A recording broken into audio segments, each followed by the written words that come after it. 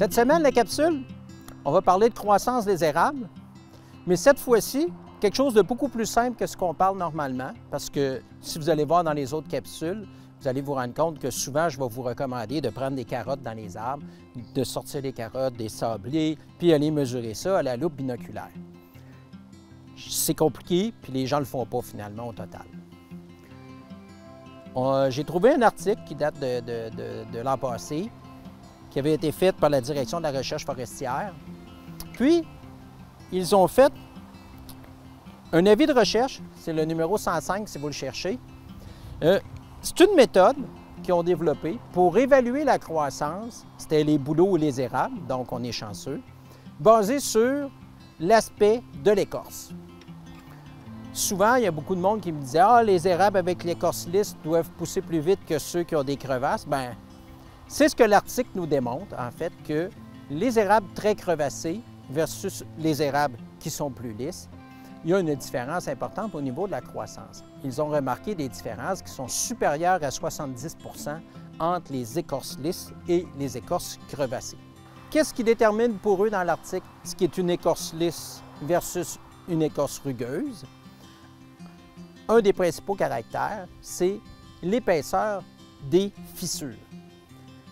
Ils ont tranché à 1,3 cm pour l'épaisseur. Si tu es moins qu'1,3, tu es plus dans le lisse. Puis si tu es plus qu'1,3, tu es plus vers le rugueux.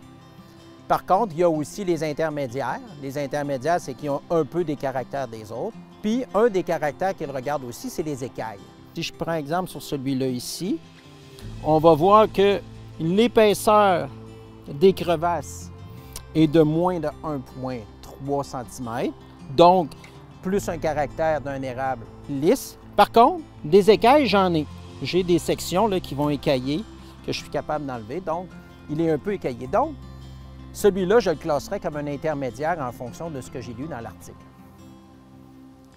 Ce que ça a comme conséquence, en fait, c'est que ça vous permet d'évaluer. Ça ne vous dira pas si vous avez une bonne croissance, une mauvaise, ça ne vous donnera pas un chiffre. Par contre, ça vous permet d'évaluer si cet érable-là, en particulier dans votre peuplement, est un érable qui a une belle croissance versus un érable qui a une mauvaise croissance. Au moment de la sélection des érables, au moment de l'entaillage, c'est quelque chose qui peut être pris en compte.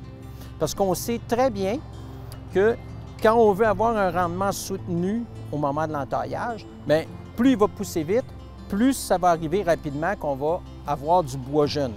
Ça veut dire que vous pourriez modifier la profondeur d'entaillage. Un érable crevassé devrait être entaillé moins profond qu'un érable à écorce lisse si on suit la logique de cet article-là. En conclusion, vous n'avez pas le temps, vous n'avez pas les ressources pour faire des mesures de croissance chez vous. Vous pouvez vous servir de l'aspect de l'écorce pour soit sélectionner vos érables au moment des interventions forestières, soit pour adapter vos techniques d'entaillage pour vous assurer de ne pas surentailler les érables à l'avenir. Je vous remercie d'écouter les capsules. Pour une fois, celle-là, c'est un truc hyper facile. Profitez-en.